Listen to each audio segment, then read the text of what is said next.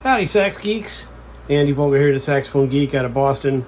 We're doing an unboxing today, and everybody loves unboxing videos. We're in here with the pretty cool Mymar fan from the late 50s, but we're not here to talk about that. That's a different channel.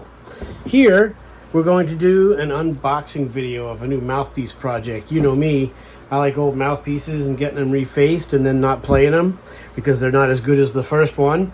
And I'm going to try that project again. So we're going to go ahead and open this and just see how well the guy packaged it and see what it is. And we'll talk a little, we'll compare it with the other pieces and we'll see what we got. If you know the channel and you know me, you know that I have a thing for the vintage Otto links. This is the bottom of the box, but I don't want to show you my address. So I'm going to open it from down here. It shouldn't matter. I'm going to give her open and see what's going on.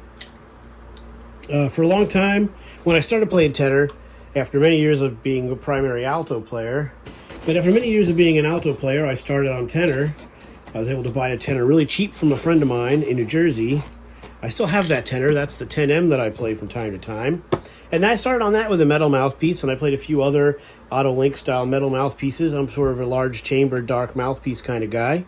And then I played a soloist for a long time too. I got into a soloist that I had refaced, and I played that mouthpiece for many years and tried to find other mouthpieces like that to work on and have be the same, and they were never really the same. And I've also had that experience now. I play a Florida that I play, it's a 7.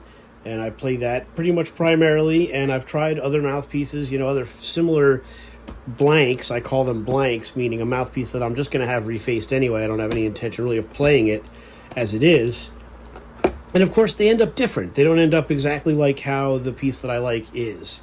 And even from a well-respected my friend refacer Adam Nywood, and he's great at what he does. But the last one I sent him, the table was all messed up, and he refaced it, and it didn't end up open enough, and it's not really open enough. I don't really play it. It's a beautiful mouthpiece. The baffle work he did, exceptional. I mean, it's a beautiful piece. It's just not open enough, and I have to distort my embouchure, and it doesn't work. So maybe eventually I'll bring that to him and have him adjust that. He erred on the side of caution of not opening it up too much. I can't blame him for that. He's cautious and respects the mouthpieces and the craft. And that's why I like him, you know. He's also an old friend. I like the guy. He's a good guy. Great player. Adam Nywood. Check him out. So, here is the unboxing. Let's take a look at what we got. You got these air dealies. That's good. It's in a box. Well packaged. You know, look, he put a lot of stuff in there. That's very good. Excellent. So that's that. And let's go ahead and see if we can grab this out. We just got to push it out of here, I think. And here we go. Now, this was on eBay. And then for a decent price, and I missed it. It went away. And then I thought, well, missed that one. I don't have great luck with these being similar to my old one anyway. So I was like, okay, well, no harm, no foul. And then eBay sent me a message, said that he offered a discount on it, and it was better than what it was listed for. And for what these mouthpieces go for now, it was a pretty good deal. So I went for it. I just hit it. Let's do it, you know, let's try it. I don't want to mess the mouthpiece up trying to open this thing. And I don't want to cut my hand either. Well, we're close. We're getting close. Look, the gentleman did a really good job packaging this. And that's what you want to see. So here we go. Sometimes I get burned, you know. You can't always buy the right mouthpiece at the right time. Maybe, you know, that last one that Adam refaced for me, it had damage. It wasn't in great shape. And so it didn't quite work out the way I thought. And then, of course, sometimes you get these and there's the early Babbitt ones that look a lot like this, but they're not really the same. Something about the size of the number. So this is a 6 Florida Link, I think. I sure hope so. And it looks like it probably hasn't been worked on. That's kind of why I was interested in it. Hopefully we find that to be the case. And there's your small number 6. It's hard to show you that. But I was pretty confident that that's what this mouthpiece was. And so we'll try it. As a 6, it's closer to what I play. But again, 6 star, what I really need is a proper 7. So this is it. It doesn't look bad at all. It's got a patch on it. It's not Doesn't have a dent in it. The tip looks nice. Let's see if we can zoom you in. It's pretty smooth. So this is the kind of thing that I really just plan to send to Adam. I would really like to have an 8 in my stable as well as a 7. I recently picked up another one, a 4-star. You know, that's a whole nother bag, the 4-star. Like, I don't know if it's worth having him turn that into the 8 because it's so much work anyway. And then maybe this very gently turns into a 7. You know, maybe the one that's too small anyway, then just have him do the unethical thing and just hog it down and make it into an 8 and see what happens with it. And then maybe this one will be the one that turns out to be a less invasive reface. So anyway, there it is. Next time I get a chance, I'll throw a ligature and a reed on this thing and we'll see how it plays. But I'm pretty confident that that's a pretty darn nice looking Florida USA. Hey guys, Andy Volker, the Saxophone Geek here, on the continued myriad of Florida Otto Link for tenor project. As you know, I'm into old pieces. I like vintage mouthpieces, certain ones anyway. And I have a taste for the vintage Floridas. This is my primary piece. It's got some of its gold left on it, but it came to be pretty well used, and I play it all the time now. At this point, since the beginning of the pandemic, basically, I switched back to this piece after having it adjusted. I had it first refaced by Eric Giefenhagen to a 7-star, and his work is great. He's a really incredible refacer, but I wasn't really specific about what I wanted, and I like a shorter facing on tenor, as I started as an alto player. So I didn't love it. It was a little bright, a little chirpy. I found it squeaked a little bit. Yeah, I play probably too hard. I probably overblow. It has nothing to do with Eric Giefenhagen's work. That's just me, right? But that's how I play. So I held on to it for a little while, and then I sent it to Adam Nywood, and he adjusted the facing, made it a little shorter, and brought it down to a 7, which really is truly the size I like on tenor. And adjusted the baffle a bit, and really put it right in line with what I certainly really enjoy, and so I like this a lot. Now we'll look closer at these. And then I found this one. This is a 5-star that I had found and sent it to Adam. And Adam did an amazing job. The baffle work is just incredible. Real rollover baffle, as you can see. Or not rollover. Anyway, it is, I don't know. I don't always use the terms correctly. But this is great, but the table had issues. When Adam went to correct them, the mouthpiece ended up very small. And in that, he wasn't really able to bring it up to a 7. This is really about a 6-star or a 6.5 opening in normal terms. And it's just not quite enough. The sound is incredible. It's punchy and resilient, brilliant, and very cool. But the altissimo register and certain things, it causes me to distort my embouchure, which is a problem. So it's just not quite there. So I've been searching for more of these to work on without spending too much coin. They're very expensive, as you know, and if the purpose is to just have Adam work on it anyway, you know, what are you going to do? Why spend so much money? It's expensive as it is. And Adam's, you know, any top-of-the-line refacer, their prices have gone up a lot. You know, in the 90s, it was still $150 for a open up and a reface, you know. But now it's very, very expensive, and these guys are fine craftsmen, and they deserve to get paid what they should for their craft. I'm not arguing any of that with you. So real quick, I don't want this reed to dry out too quick. I'm going to put this back together while I'm talking. So I found a mouthpiece the other day, a little while back on eBay, and I got a decent deal on it. The guy had it, and I made it. I kind of we dealed back and forth. We kind of negotiated on the price, and I was able to pick the piece up for for today's standards, reasonable money to then have it opened up. And the reason for that is because it's a fairly small mouthpiece. This one is the one I'm talking about, and it's not, you know, someone played it a lot, and it's a Florida, as you can see, USA, and this is the era of these that I'm most used to, and this is the one I'm sort of playing on, the bite plate isn't too dented in or anything like that. It seems to have its original gold plating around the baffle and everything. You know, to me, it doesn't look like it's been messed with too much. I could be wrong. I'm not the full-on expert on this stuff. You know, often you bring this to a refacer or someone who's seen thousands of these and says, oh yeah, someone did this and tried to do that, and then we got problems. Who knows, right? The other thing with this one is it is a 4-star, which means it's pretty small. There's not a lot of room, you know.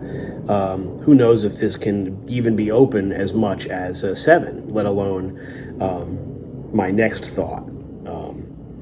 George Garzone saw me play recently. George is an old friend and one of my teachers from back in the day.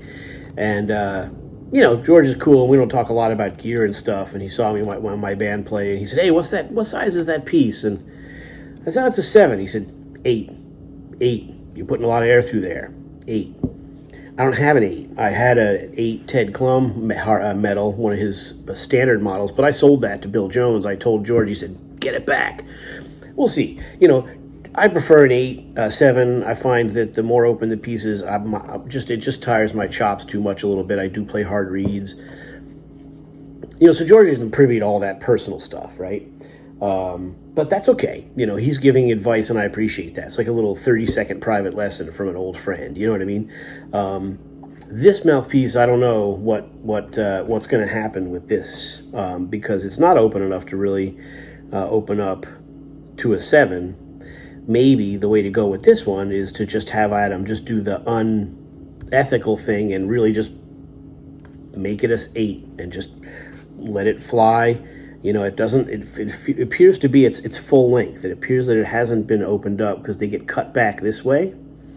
And then you can also dig down to where the baffle is. That's a big part of the problem. On hard rubber mouthpieces, you can go hog wild, and all you have to do is cut back and reshape everything. But with the metal mouthpieces, because of the inlaid bite plate, you've got limitations, right? So I just recently picked up another. I had to. It came up on eBay, and the guy had it for a pretty reasonable price. It's a 6. I'm going to show it to you now.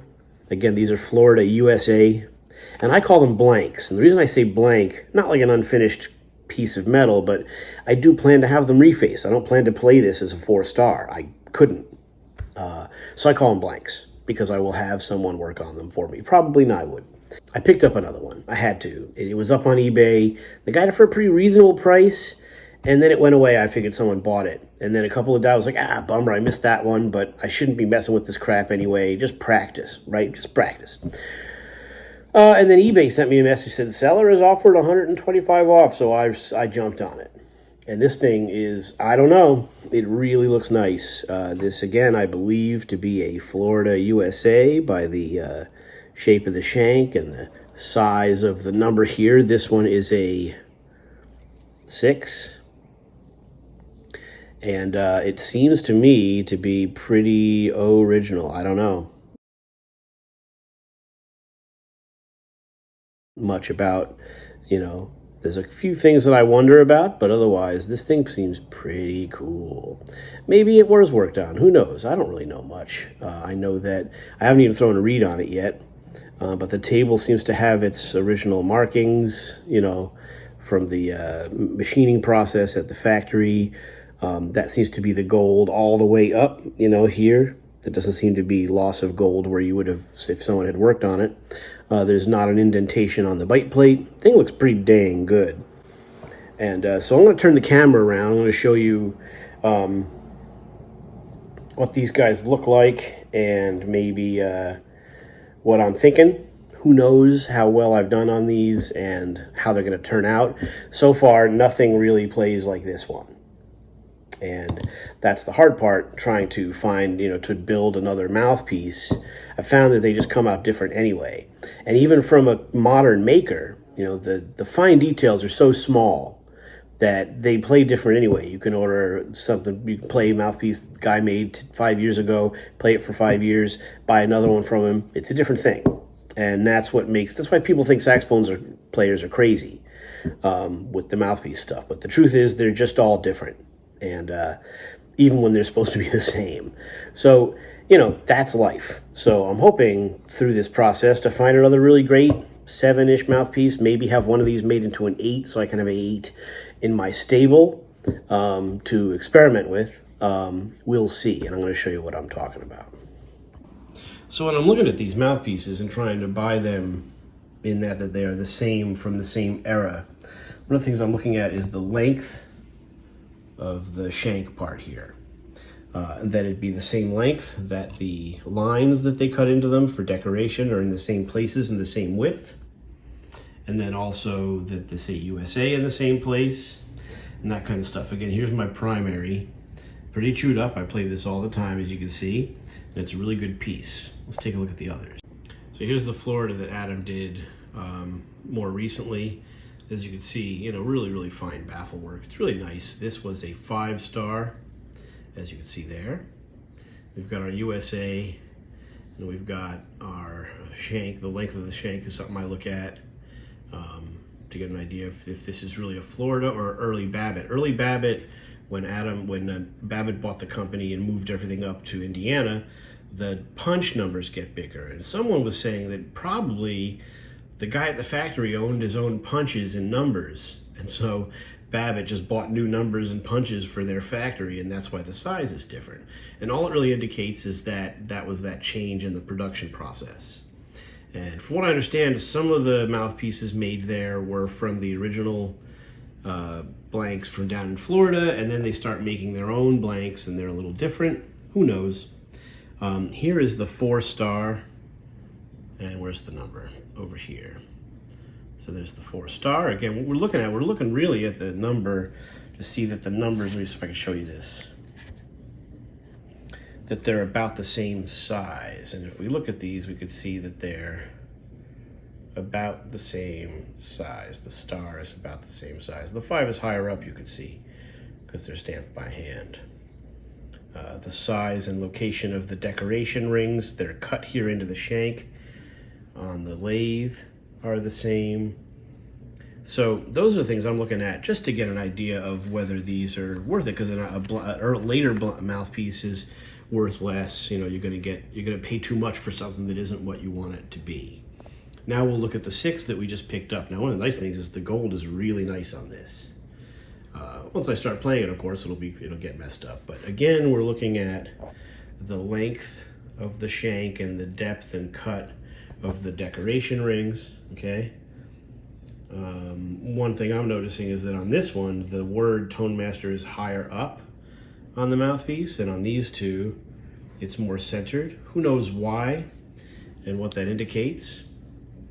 We kind of want to look at the bite plate and its location. These all seem pretty similar. Often the ridge here, where's my finger? Okay, where the bite plate runs up along here, where that is an indicator. Certainly on the rubber ones, they talk about that. That's an indicator as well. And we're also looking at the length here after the bite plate to give us an indication if a piece has been, you know, refaced not once or several times. Who knows how that works? And again, we're looking at the size of the number. Let's move this one back. So there's a 5-star, and then this one is a 6. And again, to me, that looks like that's the smaller number, and that does kind of, to me, indicate, yeah, it's a Florida, you know, Florida, USA. So let's take a closer look at this piece. Now, this thing, I haven't played it yet. It's got what looks like the original sort of milling marks going long ways along the mouthpiece there. The baffle looks pretty original. It seems to have gold, the original gold going all the way up in there, I think, you know. And it doesn't look too chewed up. There's not an indentation on the bite plate. There is a bit of a thing going on here that I'm not sure about. The bite plate isn't exactly flush. Let me see if I can show you better. Down here, it's an odd little thing, and I don't know how often that's, yeah, it's just a little odd. You know, it's just, who knows if that's from the factory like that, or if maybe this had a bite plate replaced. It could have. See that? I don't like that right there. So maybe this does have some work done to it, you know? Maybe this is polished, maybe there's some loss of lacquer, maybe this was, who knows, right? We're gonna certainly find out. Eventually we'll put a read on these, and I don't know how a 4-star is gonna play for me. I don't really play a 4-star even close to it, but it'll be interesting to see. So these are the 2 new blanks. Now let's talk about what I'm thinking about here. Now I wonder if it's worth, you know, because this is a 6, having this one done lightly to a 7, and then having Adam just really dig this, go crazy on this one, unethically open this up to an 8. An 8 is considerably bigger than a 7, for obvious reasons. And since this is already a 4-star and going to require a good amount of work, maybe this is the one that's worth, the 4-star is the one that's worth being rough on, and utilizing this 6 for a more mellow, softer opening up to a 7 that I would like, because this is in a really nice condition. And then this one, which is more chewed up, have them just, you know, go crazy on this one, make it an 8, I don't care. You know, if you have to cut it back, you know, this way. What happens is when they reface them and you bring it this way, so then when they reface it this way on the paper, in the sandpaper, right? And as they do that, what happens is it does open up in that direction, but the rails get really thick here and here and here, and the baffle gets really high up because you're moving the tip down that way, and this material comes closer to the reed. So all that has to be readjusted. The table can get wider, and you have to sand and grind the side, not grind, but you have to sand and shape the sides of the mouthpiece. And then all that has to be heavily polished so that it functions and feels like a mouthpiece and not a piece of stone out of your driveway on your embouchure, right? So there's a lot that has to happen.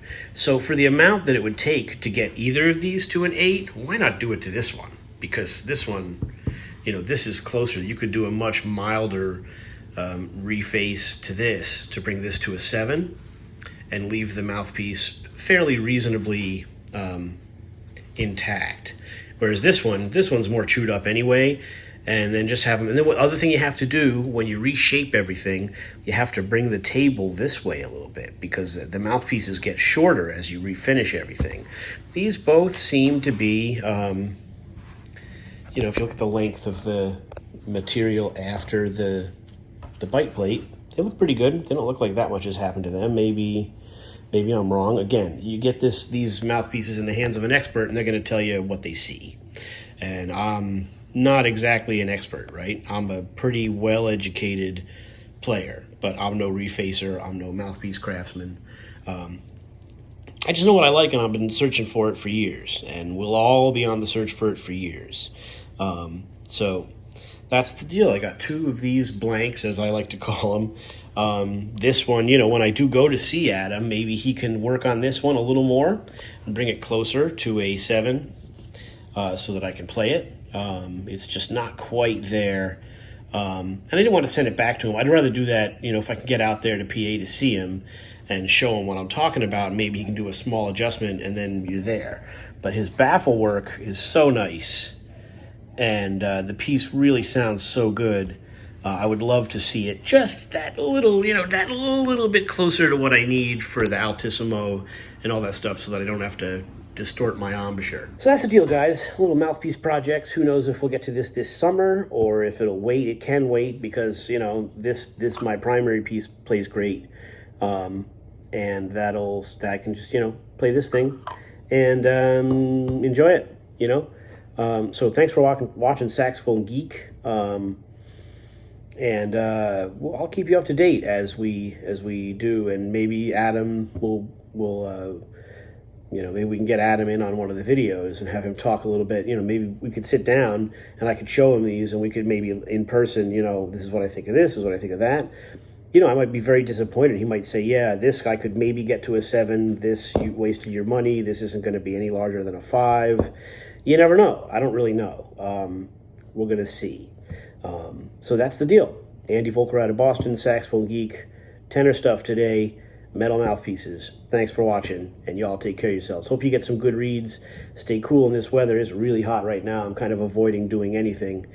because it's so hot. So take care of yourselves. Play your butts off. And AV Jazzman on Instagram if you like the music and a little bit of a laugh. I like to have a laugh. Check out the music on Facebook. The Mad Monkfish is the club I play at every Friday night, 10 o'clock Eastern Standard Time.